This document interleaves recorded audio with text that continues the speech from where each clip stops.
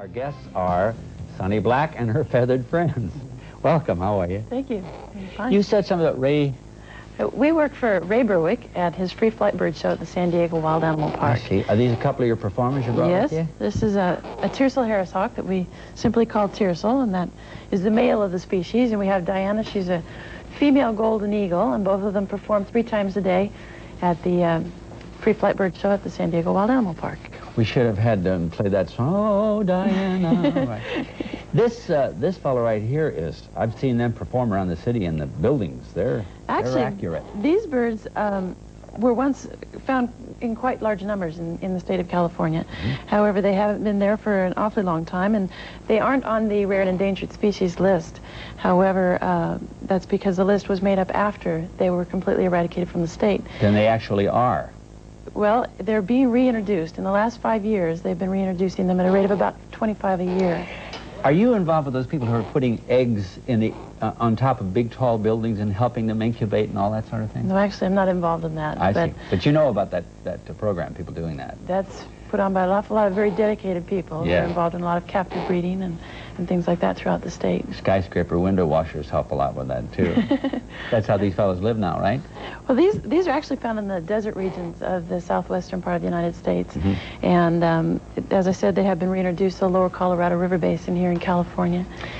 How about Diana? Diana? Diana, yes. She's a golden eagle, and these birds are found in the state of California. They also, fortunately, aren't on the rare and endangered species list, which is a nice thing. However, a close relative, the bald eagle, is.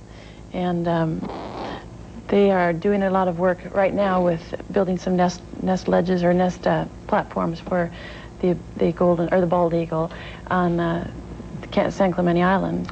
Where do her friends live in California mostly now?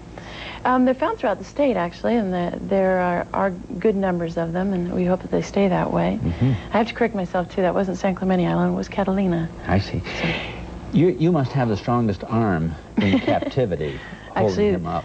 He's not very heavy. She weighs 9 pounds, so she would be something to lift up. Right. What do they do in your show? The golden eagle is carried in front of the audience so that they can take a good look at a bird of that size and with that kind of magnificent beauty. And hopefully it will discourage people from taking birds from a nest or shooting them, even worse, to get a close-up look at them. You're saying that people shoot them to get a good look at them? They certainly do, all the time. I never heard of such nonsense. Where is that done? Out in the wild, they just shoot them so they can fall on the ground and take a look at them? Certainly. Yeah, it happens quite often. It's just alarming. Yes. I noticed some people who are as dedicated as the other people we spoke of who were incubating eggs on top of buildings and so forth are taking the birds who have been only wounded and rehabilitating them and putting them back into the wild. Is that effective? Can they return? A lot of them can if they're not badly damaged by gunshot or traps. A lot of birds are caught in steel traps. And if they can be released, they are. If not, they can be used in educational programs. Isn't there a law against shooting birds? Certainly is. Particularly the endangered species, right? Yes. How does it read? What does it say? Because there are a lot of people who, I guess, go out in the wilds and just shoot, and they don't know what they're not supposed to. Birds of prey are fully covered by the federal and state governments, and it is absolutely illegal to shoot any bird of prey, which includes owls and hawks and eagles. And a great deal of effort is being done to protect these birds and to get people to understand that they are beneficial, as all of our native plants, and even small, right down to the crustaceans in the world. It's all interrelated, and everything has to be food chain has together. To be preserved. Yes. Now, you were telling us about, or you started to tell us about how they perform in your show. What sort of tricks do they do? Well, actually, they're not tricks. They're natural behaviors that they perform, and we try to demonstrate things that they would do normally in the wild. These birds are very aerial. They hunt a lot of their prey in aerial pursuit. They also take things on the ground. We have a helium balloon that we put up 500 feet, and we release the birds from that point. And they will go into a dive, or a stoop as it's called, and they'll catch a leather lure in the air, which demonstrates aerial pursuit, or they'll land on a glove on someone in the audience, which is really quite a thrill for one special individual that gets to do that. And a lot less lethal than shooting them down to take a look at them, certainly. Yes. How do you lose any of them? Do they fly home and don't come back? A lot of times we have them out for a couple of hours. Most of the time we we have a pretty good success rate with return. So they're... Oh, then it does take sometimes more than a day or two to get them back.